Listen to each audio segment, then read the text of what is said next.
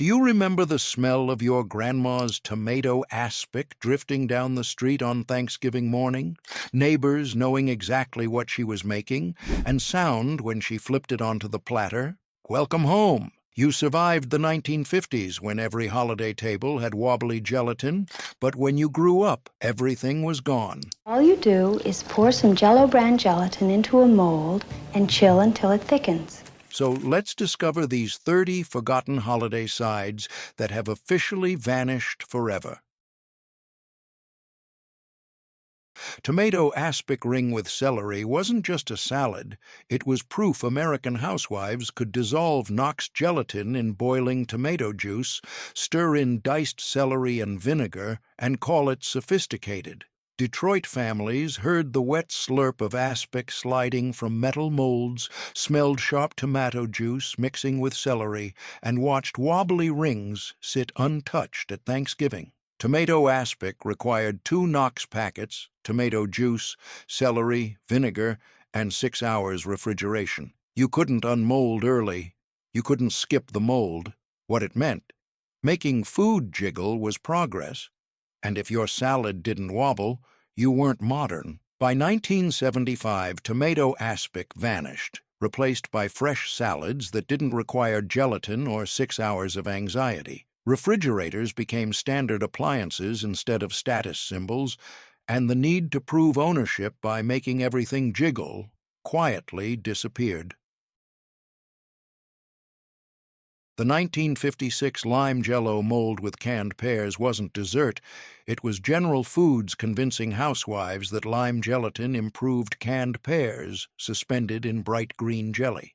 Cleveland families heard metallic scraping of pear halves arranged in ring molds, smelled artificial lime mixing with sweet pear syrup, and watched green rings wobble like science experiments. Lime Jell-O molds required 1 box Jell-O, canned pear halves with syrup, and 4 hours setting time. You couldn't use fresh pears. Enzymes prevented setting. You couldn't skip the mold. What it meant, canned fruit in bright gelatin proved you understood convenience. By 1980, lime Jell-O molds vanished, replaced by fresh fruit that didn't require gelatin or food coloring. The cultural agreement that bright colors equaled progress dissolved completely. The 1957 vegetable salad, suspended in clear aspic, wasn't a side dish. It was Knox convincing housewives that cooked carrots, peas, and green beans improved when trapped in clear, savory gelatin. Philadelphia families heard vegetables being layered into loaf pans, smelled chicken bouillon mixing with cooked vegetables, and watched clear aspic turn cloudy as vegetables settled. Vegetable aspic required Knox gelatin, chicken bouillon, cooked vegetables, and overnight refrigeration. You couldn't use raw vegetables. You couldn't skip layering. What it meant, making vegetables float in gelatin, was elegance. By 1978, vegetable aspic disappeared, replaced by roasted vegetables that didn't require gelatin, or the belief that making vegetables float made them elegant. The 1955 carrot ring, mold with pineapple, wasn't a salad. It was housewives dissolving orange Jell-O, stirring in shredded carrots and crushed pineapple, and pouring it into ring molds. Boston families heard the wet thump of carrot-filled gelatin sliding onto platters, smelled artificial orange, mixing with sweet pineapple and raw carrot. Carrot ring molds required 1 box orange Jell-O, shredded carrots, crushed pineapple, and 5 hours setting. You couldn't use fresh pineapple. Enzymes prevented setting. What it meant, vegetables in fruit gelatin was innovation. By 1977, carrot ring molds vanished, replaced by fresh carrot salads that didn't require orange gelatin or the faith that making carrots wobble made them sophisticated. The 1958 jellied cranberry salad with shredded cabbage wasn't a salad. It was housewives dissolving raspberry Jell-O, stirring in canned cranberry sauce and shredded raw cabbage, and calling it holiday tradition. Milwaukee families heard cabbage shredding on box graters, smelled tart cranberry mixing with vegetal cabbage and artificial raspberry. Jellied cranberry salad required raspberry jello, cranberry sauce, shredded cabbage, and 6 hours refrigeration. You couldn't use fresh cranberries. What it meant, combining sweet and savory in gelatin, was elegance. By 1976, jellied cranberry salad vanished, replaced by actual cranberry sauce that didn't require raspberry jello or raw cabbage. 5 gelatin molds down, and you're already remembering the sound of your mother unmolding aspic rings while you set the table, the smell of tomato juice and lime jello competing in the kitchen, and the unspoken agreement that nobody would admit these dishes tasted like cold regret. The 1956 olive and cream cheese. Gelatine loaf wasn't an appetizer. It was housewives softening cream cheese, mixing it with mayonnaise and chopped green olives, folding it into lime jello, and pouring it into loaf pans. Minneapolis families heard loaf pans being lined with wax paper, smelled tangy cream cheese mixing with briny olives and artificial lime. Olive cream cheese loaf required lime jello, cream cheese, mayonnaise, chopped olives, and overnight setting. You couldn't use fresh herbs. What it meant, dairy suspended in gelatin was sophistication. By 1979, olive cream cheese loaves disappeared, replaced by actual cream cheese spreads that didn't require gelatin. The 1957 lemon gelatin with tuna and celery wasn't a salad. It was housewives dissolving lemon jello, stirring in canned tuna, diced celery and mayonnaise, and calling it luncheon food. Chicago families heard tuna cans opening, smelled fishy tuna mixing with artificial lemon and celery. Lemon tuna gelatin required lemon jello, canned tuna, celery, mayonnaise, and 4 hours refrigeration. You couldn't use fresh tuna. What it meant, canned fish in sweet gelatin, was elegance. The 1955 cucumber. Mold in vinegar gelatin wasn't a salad. It was housewives dissolving Knox gelatin in hot water mixed with white vinegar and sugar, stirring in paper-thin cucumber slices. Pittsburgh families heard the rhythmic slice of cucumbers on mandolins, smelled sharp vinegar mixing with fresh cucumber. Cucumber molds required Knox gelatin, white vinegar, sugar, thinly sliced cucumbers, and 5 hours refrigeration. You couldn't use thick slices. What it meant, vegetables in acidic gelatin, was refinement. By 1978, cucumber molds disappeared, replaced by fresh cucumber salads with vinegar dressing that didn't require gelatin. The 1958 molded chicken salad in aspic wasn't a salad.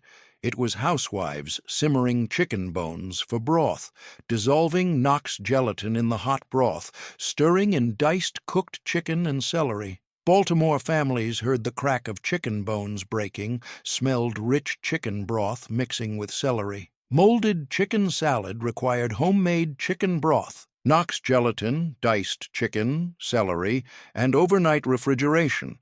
You couldn't use canned broth. What it meant, chicken suspended in aspic, was sophistication.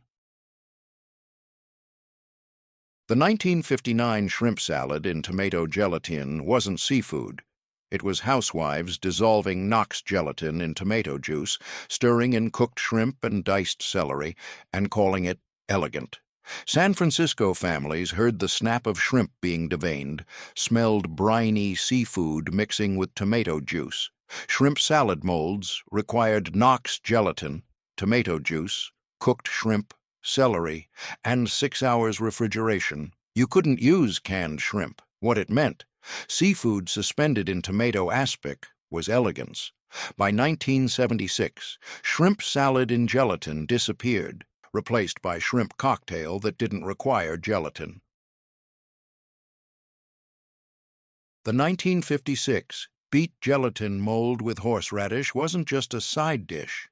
stirred in canned beets, prepared horseradish, and a tablespoon of vinegar, poured the deep purple mixture into copper ring molds, and refrigerated it for 6 hours while convincing themselves that combining sweet gelatin with spicy horseradish made them culinary innovators.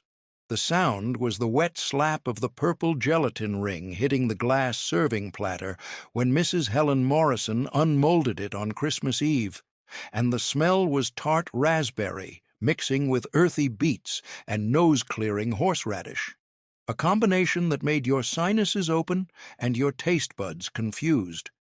Helen's beet mold cost 73 cents to make, 1 box raspberry jello, 1 can of sliced beets, a jar of prepared horseradish, and it took 6 hours of refrigeration, plus the emotional labor of pretending this combination made sense. Her family would take one polite bite, feel the horseradish burn hit the back of their throats, and quietly move the purple gelatin to the edge of their plates. The 1957 spinach, aspic with hard-boiled eggs, wasn't just a vegetable dish. It was proof that Knox Gelatin Company had successfully convinced American housewives that cooked spinach improved when pureed, mixed with unflavored gelatin dissolved in chicken broth, layered with sliced hard-boiled eggs, and molded into loaf pans that looked like cross-sections of a science textbook when sliced. Families in Portland kitchens heard the whir of blenders pureeing cooked spinach into green sludge, smelled the sulphurous aroma of hard-boiled eggs mixing with earthy spinach and savory chicken broth, and watched green and yellow striped loaves wobble on serving platters. The texture was firm green spinach aspic, alternating with slices of hard-boiled egg that had turned rubbery from being trapped in gelatin overnight. And when you bit into it, the spinach layer would taste earthy and slightly bitter. The chicken aspic would coat your tongue with savory gelatin, and the egg slices would squeak against your teeth like cold rubber. Mrs. Dorothy Chen's spinach aspic cost $1.08 to make. Frozen chopped spinach, 4 eggs, 2 packets, Knox unflavored gelatin, chicken bouillon cubes, and required overnight refrigeration, plus the anxiety of unmolding a loaf that might fall apart. By 1978, spinach aspic with hard-boiled eggs completely disappeared from holiday tables, replaced by fresh spinach salads with sliced eggs on top. The 1955 celery and nut mold with mayonnaise wasn't just a salad. It was what happened when housewives in Buffalo kitchens dissolved lemon jello in boiling water, stirred in finely diced celery, chopped walnuts, and 3 tablespoons of mayonnaise, poured it into ring molds, and refrigerated it for 5 hours while convincing themselves that combining vegetables, nuts, and mayonnaise in sweet lemon gelatin made them culinary pioneers. The sound was the rhythmic chop of celery being diced, and the crack of walnut shells being broken open with nutcrackers, and the smell was artificial lemon mixing with vegetal celery, earthy walnuts, and tangy mayonnaise. Mrs. Cockey, Barbara Klein's celery nut mold cost 98 cents to make. 1 box lemon jello, celery stalks, walnut halves, a jar of Hellmann's mayonnaise, and it required 5 hours of refrigeration. By 1976, celery and nut molds with mayonnaise vanished from holiday tables, replaced by actual Waldorf salads made with fresh ingredients mixed in a bowl. The 1958 7-layer gelatin vegetable mold wasn't just a side dish. It was the Mount Everest of 1950s gelatin cooking, requiring housewives in Milwaukee kitchens to spend an entire day making 7 separate gelatin layers in 7 different colors, waiting for each layer to set before adding the next, and creating something that looked like a geological cross-section of a vegetable rainbow.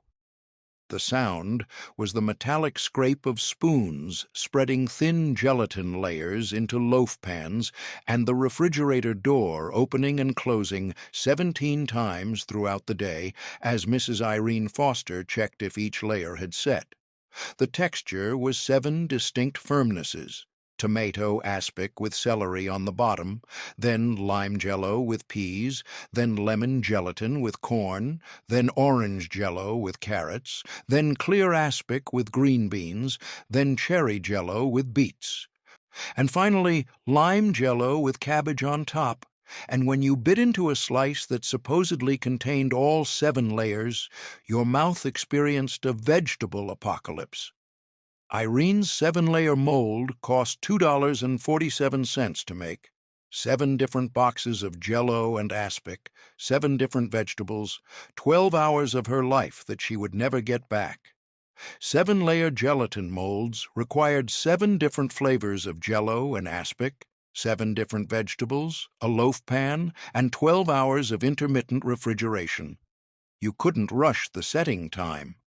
What it meant, spending an entire day making gelatin layers, was culinary dedication. By 1975, 7-layer gelatin vegetable molds completely vanished from holiday tables. The 1956 molded Waldorf salad in gelatin wasn't just a salad. It was what happened when housewives in Boston kitchens took a perfectly good Waldorf salad, diced apples, celery, walnuts, and mayonnaise, and decided it would be better if suspended in lemon jello and molded into a ring shape. The sound was the rhythmic chop of apples and celery being diced into uniform pieces, the crack of walnuts being shelled at the kitchen counter, and the wet slurp of the lemon gelatin mold sliding onto the crystal platter when Mrs. Elizabeth Brennan unmolded it on Christmas Day. The texture was firm lemon jello coating crunchy apple chunks, stringy celery pieces, hard walnut pieces, and pockets of mayonnaise that hadn't fully incorporated and formed white streaks through the yellow gelatin like marble veining. And when you bit into it, the apples would crunch, the celery would snap, the walnuts would resist your molars, and the sweet lemon gelatin would try desperately to convince you this made sense. Elizabeth's molded Waldorf cost $1.12 to make. 1 box lemon jello, apples, celery, walnuts, Hellmann's mayonnaise, and required 6 hours of refrigeration. Molded Waldorf salads required lemon jello, diced apples, diced celery, chopped walnuts, mayonnaise, and 6 hours refrigeration in ring molds. You couldn't just serve Waldorf salad in a bowl like people had been doing successfully since the 1890s. What it meant, traditional salads suspended in gelatine, was innovation. By 1978, molded Waldorf salads in gelatin completely disappeared, replaced by regular Waldorf salads served in bowls. Gelatin molds deep, and you're realizing your grandmother wasn't cooking. She was performing gelatin theater for a decade that measured sophistication in wobbles per minute. You remember the ring molds covering every refrigerator shelf, the anxiety of unmolding without breaking. The 1957 clear meat, aspic with vegetables, wasn't just a side dish.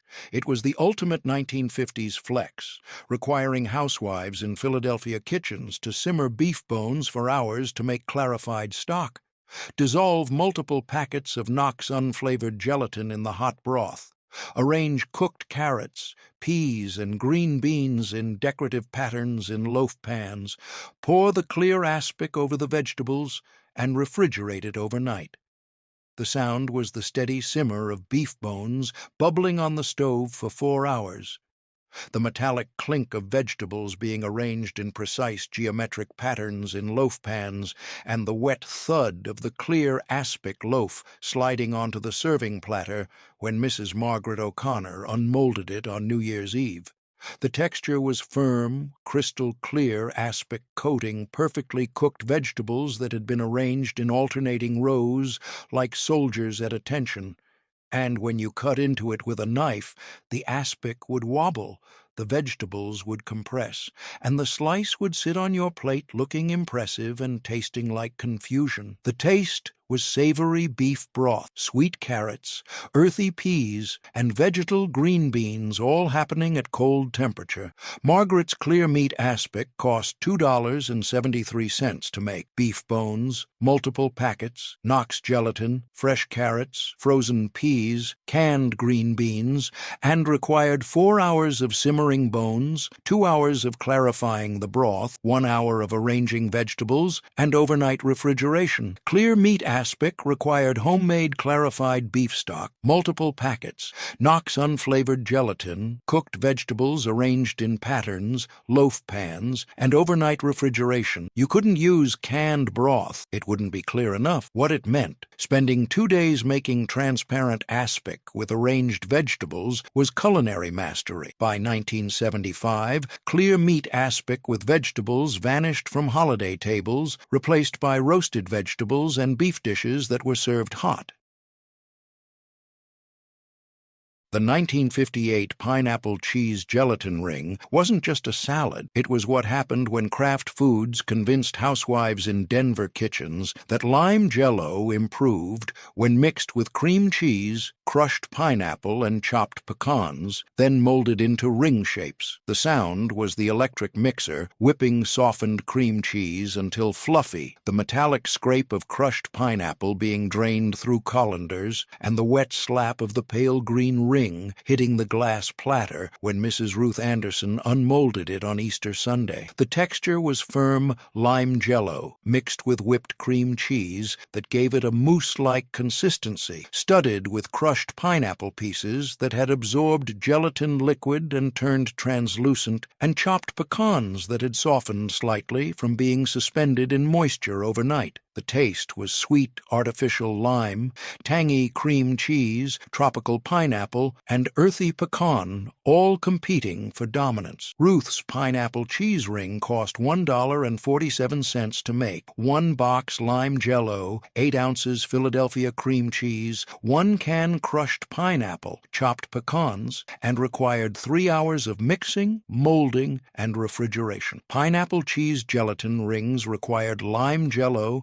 softened cream cheese, crushed pineapple, drained, chopped pecans, and 3 hours mixing and refrigeration. You couldn't use fresh pineapple. Enzymes prevented setting. What it meant, combining fruit, dairy, nuts, and gelatin, was innovation.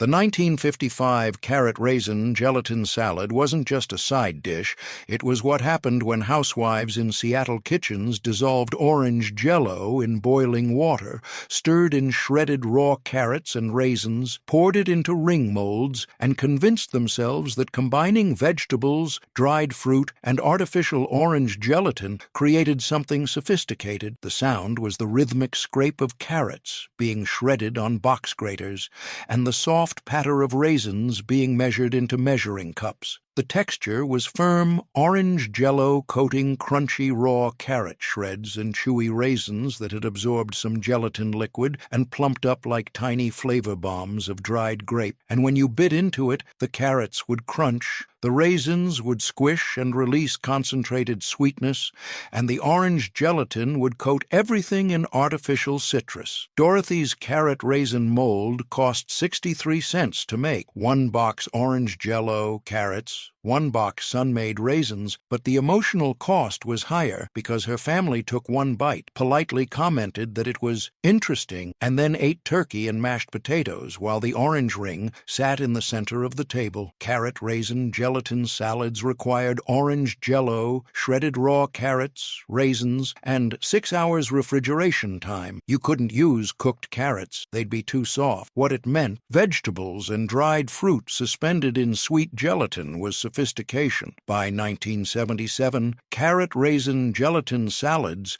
completely disappeared from holiday tables, replaced by actual carrot raisin salads made with shredded carrots, raisins, and mayonnaise mixed in bowls.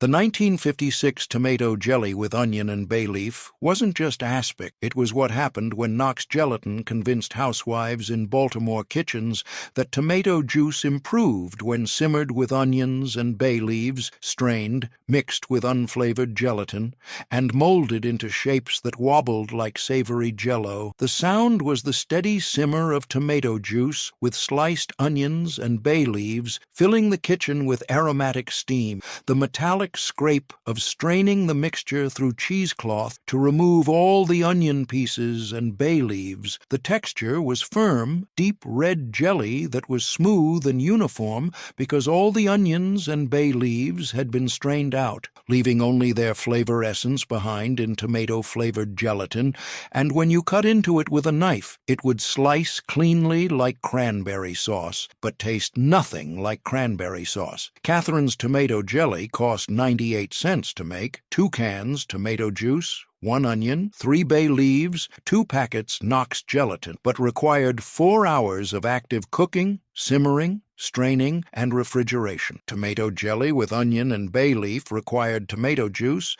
onions, bay leaves, Knox unflavored gelatin, simmering, straining, and overnight refrigeration. You couldn't skip the straining. You couldn't serve it hot. What it meant, turning soup into cold gelatin, was culinary sophistication. By 1978, tomato jelly with onion and bay leaf completely vanished from holiday tables, replaced by actual tomato soup served hot.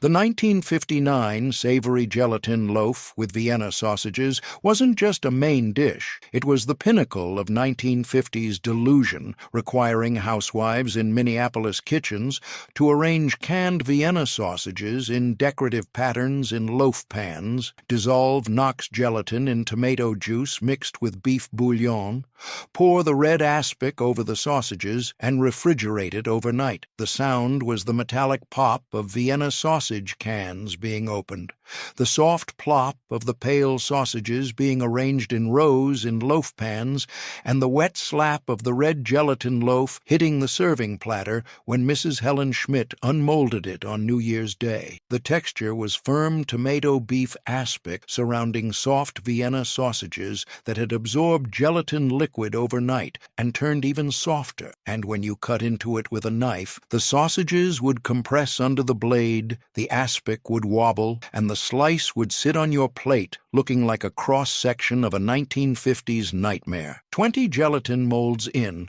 and you're remembering how your mother's refrigerator smelled like competing aspics every November, how holiday tables looked like wobbling gelatin museums, and how everyone smiled while eating cold tomato jello with Vienna sausages because refusing it meant being rude.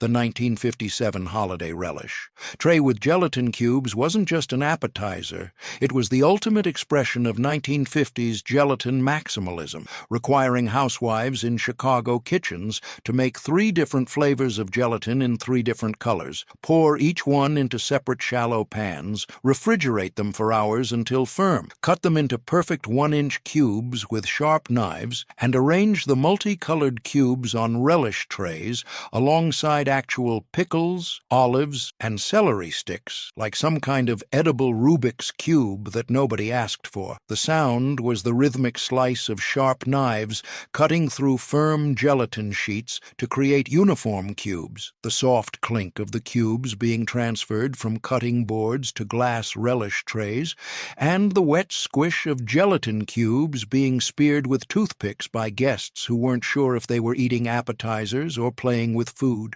The smell was a confusion of tomato aspic, lime jello, and lemon gelatin, all competing for aromatic dominance on the relish tray, mixing with the briny smell of pickles and olives in a way that created an olfactory experience that can only be described as sensory overload in red, green, and yellow. The texture was 3 completely different gelatin experiences happening simultaneously: firm tomato aspic cubes that tasted savory, jiggly lime jello cubes that tasted sweet-tart, and softer lemon gelatin cubes that tasted sweet-sour. And when guests would tentatively spear a cube with a toothpick, They never knew if they were about to taste tomato soup, artificial lime, or lemon dessert until it was already in their mouths. Mrs. Patricia Morrison's holiday relish tray cost $1.68 to make, 1 box each of tomato aspic mix, lime jello, and lemon jello, plus 3 shallow pans, 6 hours of total refrigeration time, and the fine motor skills required to cut perfectly uniform gelatin cubes that wouldn't fall apart when transferred to the relish tray. She would spend 3 hours making, setting, cutting, and arranging gelatin cubes, and her guests would spend 30 seconds looking at them, 5 seconds deciding whether to risk eating one, and the rest of the evening eating pickles and olives instead, while the gelatin cubes sat untouched, slowly weeping moisture onto the glass tray. Holiday relish trays with gelatin cubes required 3 different flavors of gelatin or aspic mix, 3 shallow pans, 6 hours total refrigeration time, sharp knives for cutting uniform cubes, toothpicks for spearing, and the absolute faith that adding wobbling cubes of sweet and savory gelatin to a tray of pickled vegetables made the presentation sophisticated. You couldn't just serve pickles and olives without gelatin cube. By 1976, holiday relish trays with gelatin cubes completely vanished from American appetizer spreads, replaced by actual relish trays with just pickles, olives, celery, and carrots. The 1958 molded egg salad in lemon gelatin wasn't just a luncheon dish. It was what happened when housewives in Portland kitchens hard-boiled a dozen eggs, chopped them into small pieces, mixed them with mayonnaise and celery, folded the mixture into partially set lemon jello, poured it into ring molds, and refrigerated it overnight to create something that looked like a pale yellow tire filled with egg chunks. The sound was the rhythmic chop of hard-boiled eggs being diced on cutting boards, the soft scrape of egg salad being folded into cold lemon gelatin that was starting to thicken, and the wet thud of the yellow ring sliding onto the glass platter when Mrs. Barbara Henderson unmolded it on Easter Sunday. The smell was sulphurous hard-boiled eggs mixing with tangy mayonnaise, vegetal celery, and artificial lemon, a combination that created an aroma suggesting this dish was experiencing an identity crisis about whether it wanted to be deviled eggs or lemon dessert, and failing at both. The texture was firm lemon jello surrounding pockets of creamy egg salad that had chunks of chopped hard-boiled egg and diced celery throughout. And when you bit into it, the lemon gelatin would wobble, the mayonnaise would coat your mouth, the egg chunks would be rubbery from being trapped in gelatin overnight, and the celery would offer a token crunch. Barbara's molded egg salad cost $1.37 to make, 1 dozen eggs, 1 box lemon jello, celery, Hellmann's mayonnaise, and required 2 hours of active preparation time, including boiling eggs, cooling them, peeling them, chopping them, making the gelatin, waiting for it to partially set so the egg salad wouldn't all sink to the bottom, which it did anyway, folding everything together, molding, and overnight refrigeration. Molded egg salad in lemon gelatin required lemon jello.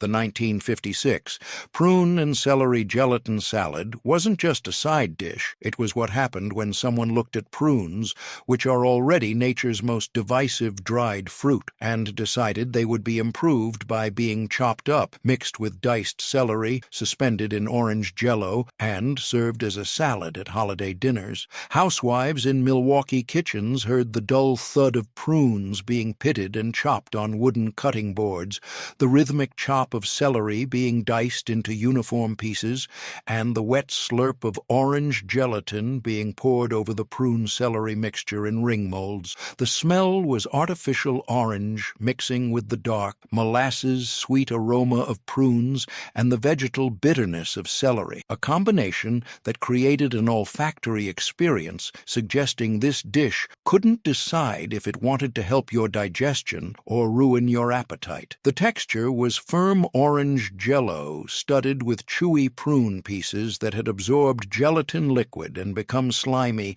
and crunchy celery pieces that provided textural contrast nobody wanted, and when you bit into it, the prunes would release their concentrated dried plum sweetness.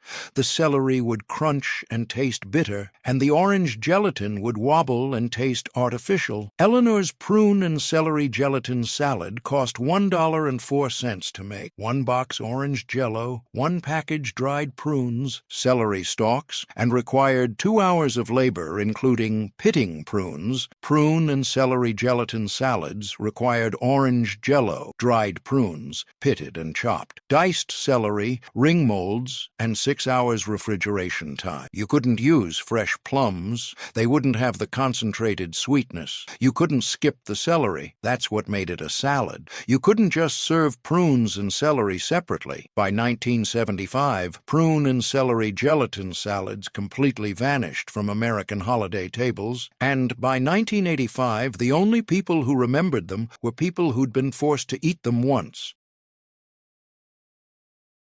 The 1958 cabbage slaw set in gelatin wasn't just a side dish. It was the ultimate betrayal of coleslaw, taking a perfectly good salad that had existed successfully for centuries in bowl form and trapping it in lime Jell-O like some kind of vegetable hostage situation. Housewives in Buffalo kitchens heard the metallic scrape of raw cabbage being shredded on box graters, the rhythmic chop of carrots being julienned into thin strips, the soft glug of coleslaw dressing, mayonnaise, vinegar, sugar being mixed in bowls, and the wet pour of lime Jell-O being combined with the coleslaw mixture in ring molds. The smell was artificial lime mixing with raw cabbage, julienned carrots, tangy mayonnaise, and sharp vinegar, a combination that would have been perfectly fine as regular coleslaw, but became strange and off-putting when mixed with sweet lime gelatin. The texture was firm lime Jell-O coating shredded raw cabbage that had stayed crunchy inside the gelatin for exactly 1 day before starting to wilt and release moisture that made the gelatin weep pale green liquid onto the serving platter, and julienned carrot strips that remained crunchy but looked like orange veins running through green gelatin. Harriet's cabbage slaw gelatin cost $1.19 to make. 1 box lime Jell-O, cabbage, carrots, mayonnaise, vinegar, sugar, and required 3 hours of labor including shredding cabbage, julienning carrots, making coleslaw dressing, mixing it with partially set lime gelatin, pouring it into ring molds, and overnight refrigeration. Cabbage slaw set in gelatin required lime Jell-O, shredded raw cabbage, julienned carrots, coleslaw dressing, ring molds, and overnight refrigeration after folding coleslaw into partially set gelatin. You couldn't use red cabbage.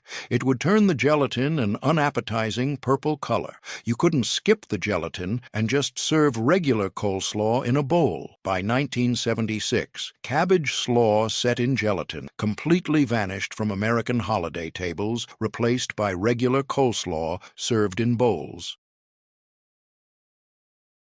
The 1959 fish flake gelatin mold wasn't just a luncheon dish. It was the absolute nadir of 1950s gelatin culture, requiring housewives in Boston kitchens to open cans of flaked fish, usually salmon or tuna, drain the liquid, fold the fish into lemon Jell-O mixed with mayonnaise and finely diced celery, pour it into ring molds, refrigerate it overnight, and serve it on lettuce leaves to luncheon guests who were too polite to ask why perfectly good canned fish had been trapped in sweet gelatin. The sound was the metallic pop of fish cans being opened with can openers, the soft scrape of fish flakes being drained in strainers, the wet plop of mayonnaise being dolloped into partially set lemon gelatin, and the rhythmic stir of everything being folded together into a pale yellow mixture. The smell was fishy canned salmon mixing with artificial lemon, tangy mayonnaise, and celery,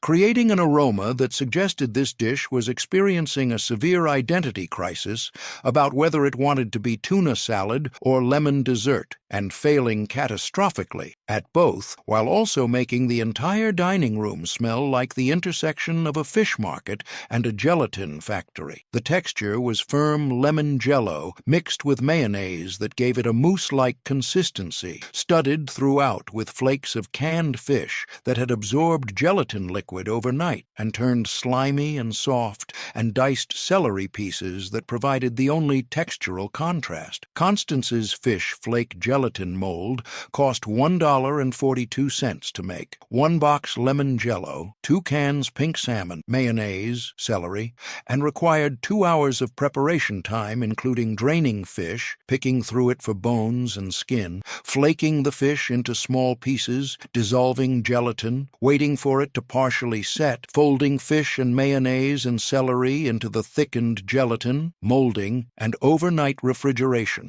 Fish flake gelatin molds required lemon jello, canned fish, salmon or tuna, drained and deboned, mayonnaise, finely diced celery, ring molds, and overnight refrigeration. You couldn't use fresh fish. 25 gelatin molds in, and you're remembering how your grandmother's bridge club smelled like competing aspics every Tuesday, how fish flakes suspended in lemon jello was considered elegant, and how nobody ever admitted these dishes were terrible. 5 more proving the 1950s reached rock bottom.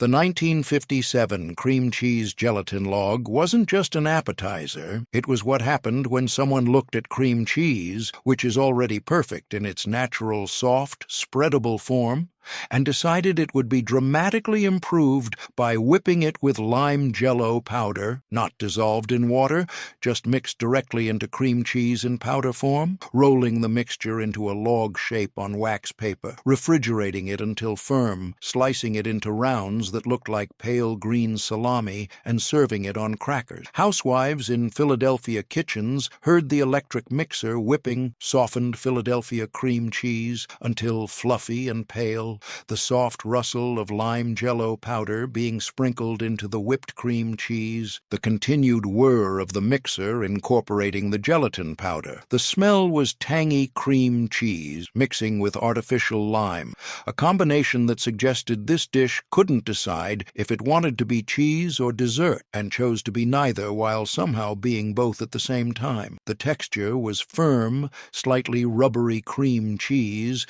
that had been stiffened by gelatin powder mixed directly into it, giving it a texture somewhere between cream cheese and cold butter, and when guests spread it on crackers, it would resist spreading the way regular cream cheese doesn't. The taste was tangy cream cheese fighting with sweet artificial lime for dominance, and because the gelatin had been mixed in as powder rather than dissolved in water first, there were occasional granules of undissolved gelatin that would crunch slightly between teeth. Judith's cream cheese gelatin log cost 98 cents to make. 8 ounces Philadelphia cream cheese, 1 box lime jello powder, not prepared, just the powder, wax paper for rolling, and required 30 minutes of preparation time, including whipping cream cheese, mixing in gelatin powder, rolling the mixture into log shape, and 4 hours of refrigeration. Cream cheese gelatin logs required softened cream cheese, jello powder mixed directly into cream cheese without dissolving it in water first, wax paper for rolling, and 4 hours refrigeration. You couldn't dissolve the gelatin in water first. That would make the mixture too soft. You couldn't just serve regular cream cheese on crackers. By 1978, cream cheese gelatin logs completely vanished from cocktail parties, replaced by actual cream cheese balls rolled in nuts or herbs.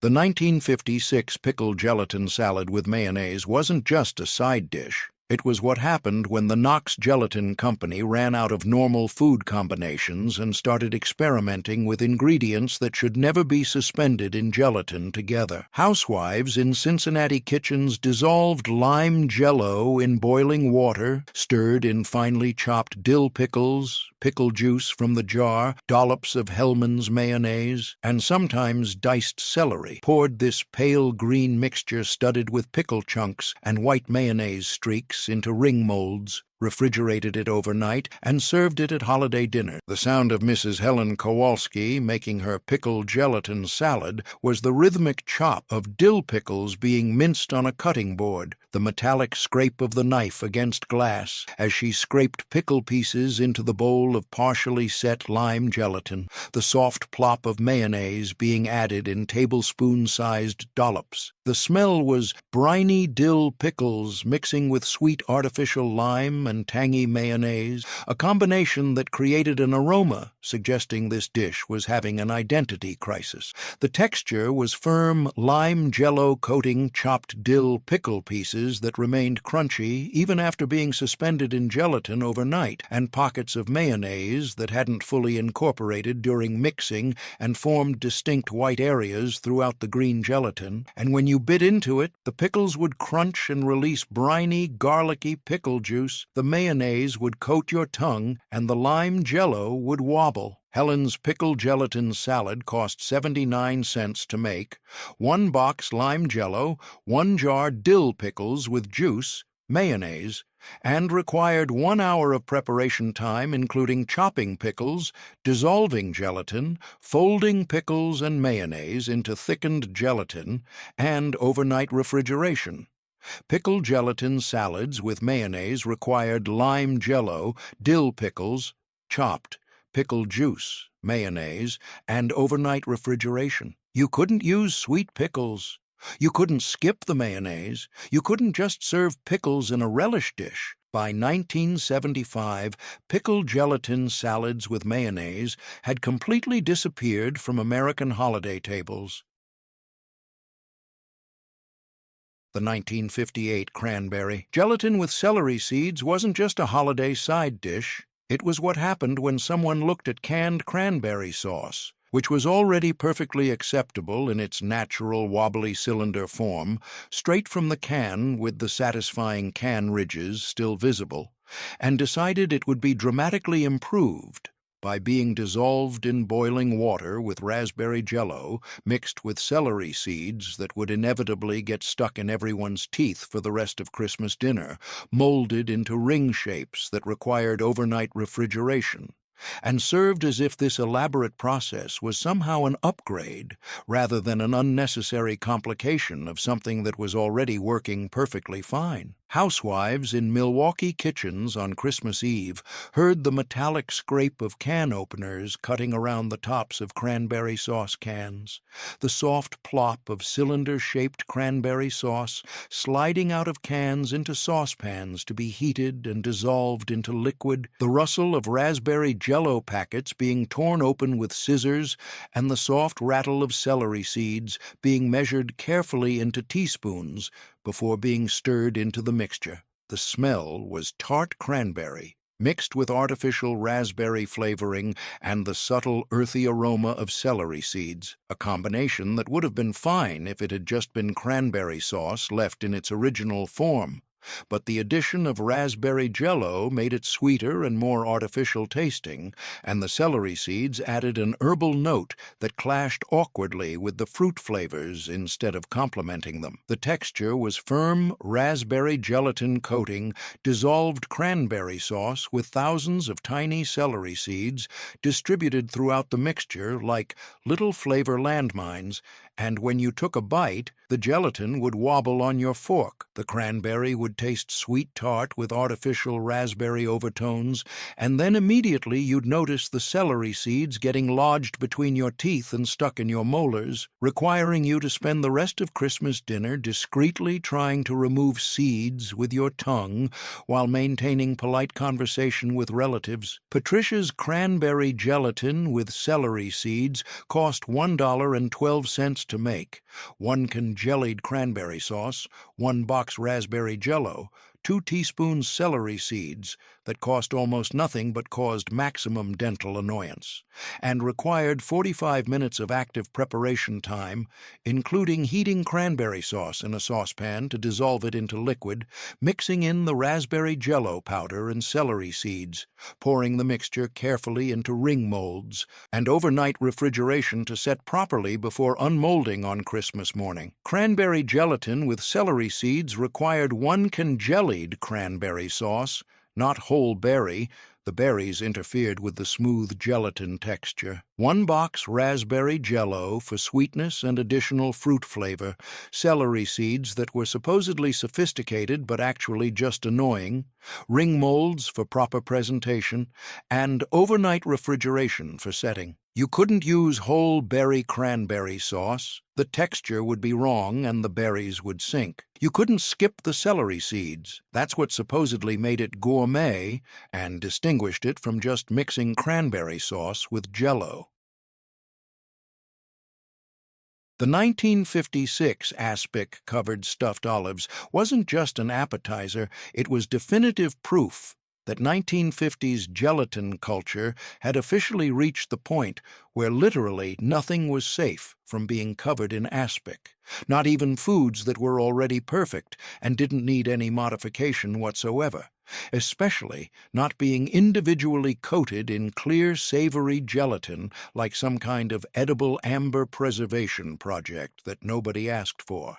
Housewives in Boston kitchens took jars of pimento-stuffed green olives that were already delicious as finger food, drained them carefully, arranged them in shallow glass dishes in neat geometric rows, because random arrangement was considered sloppy, made clear aspic by dissolving Knox unflavored gelatin in hot chicken broth until completely dissolved, carefully poured the liquid aspic over the meticulously arranged olives until they were completely submerged like olive specimens in a natural history museum, refrigerated the whole thing overnight until the aspic set firm and crystal clear, and served it at cocktail parties as if this was an obvious improvement over just serving olives in a bowl where people could pick them up with their fingers like humans had been doing successfully since olives were invented. The sound of Mrs. Catherine O'Brien making her aspic-covered stuffed olives on Christmas Eve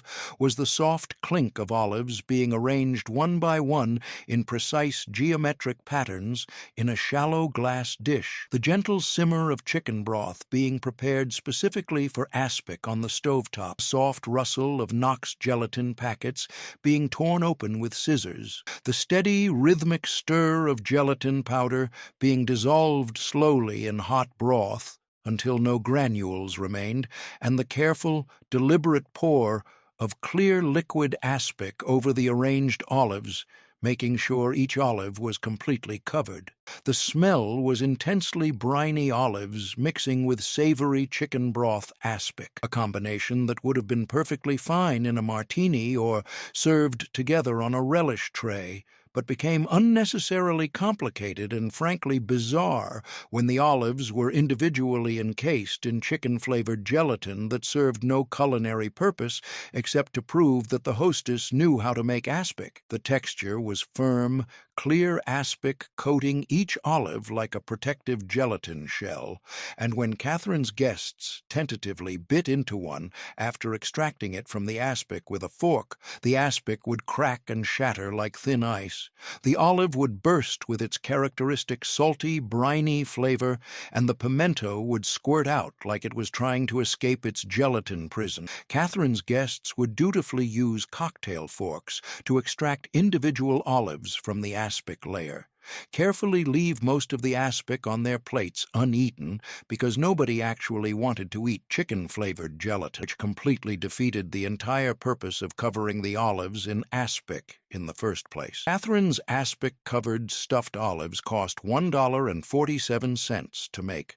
2 jars of pimento-stuffed green olives, homemade chicken broth, multiple packets of Knox unflavored gelatin. Required 2 hours of active preparation time, including making the broth, dissolving the gelatin, arranging the olives in perfect geometric patterns, pouring the aspic carefully, and overnight refrigeration to set properly.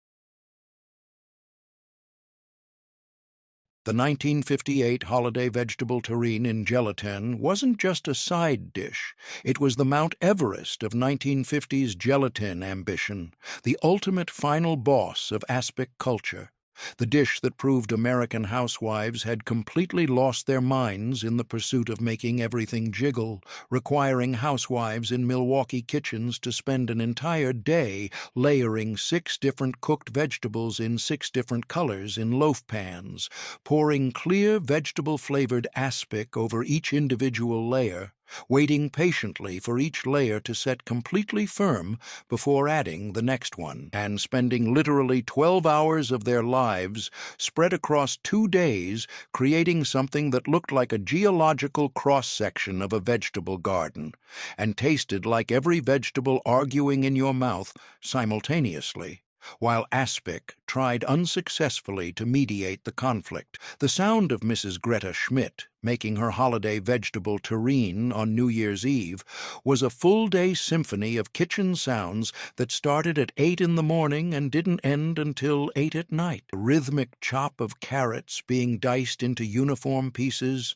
the soft pop of peas being removed from pods, or the metallic sound of opening canned peas, because fresh peas in December in Milwaukee were unlikely, the crisp snap of green beans being trimmed at both ends, the wet scrape of beets being peeled with a vegetable peeler that stained her hands purple, the soft thud of cauliflower being broken into small florets, the steady simmer of 6 different vegetables being cooked separately in 6 different pots, because they all had different cooking times, and combining them would have been too easy and not sufficiently complicated for 1950s gelatin culture standards. The texture was 6 completely distinct layers when you cut into the finished terrine.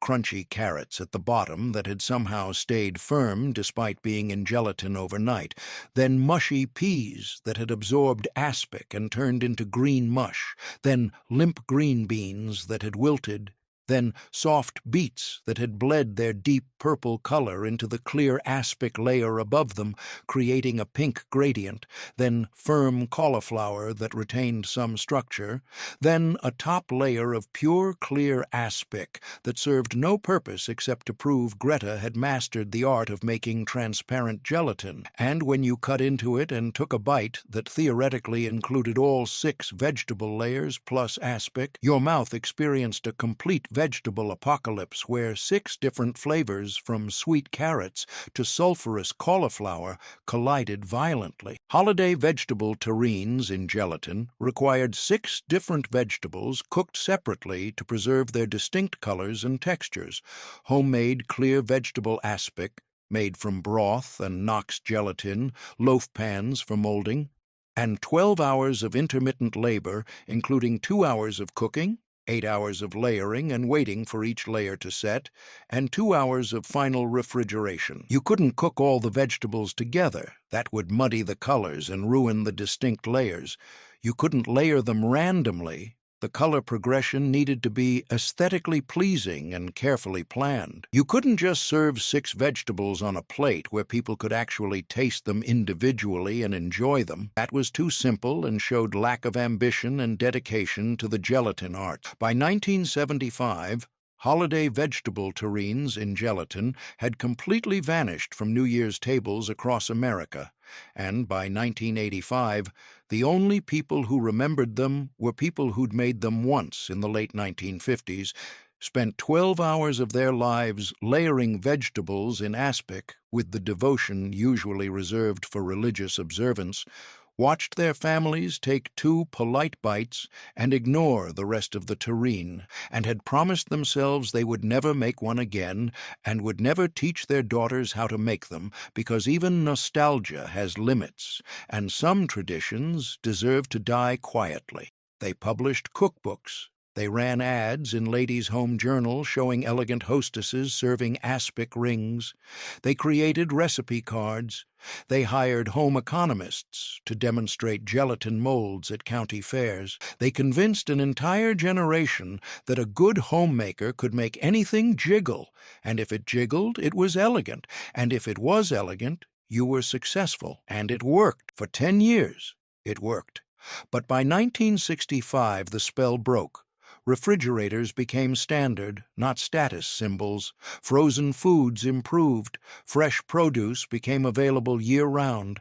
And slowly, Quietly, without anyone announcing it, gelatin molds started disappearing from holiday tables. By 1975, they were gone. By 1985, they were punchlines.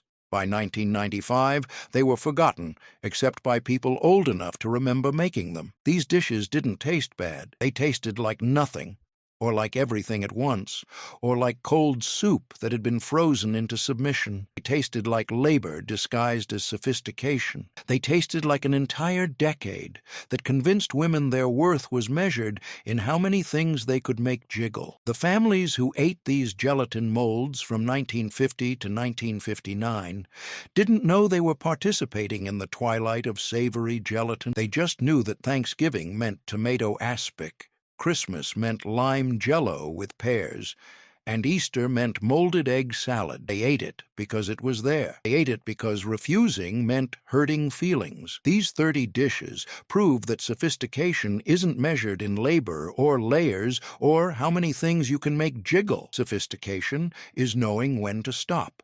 And the 1950s never learned to stop. You lived through it. You remember the wobbly rings, the aspic loaves, the gelatin molds, covering every inch of refrigerator space. You remember your grandmother spending entire days making 6-layer terrines that nobody wanted to eat. You were right to stop making them. You were right not to teach your daughters.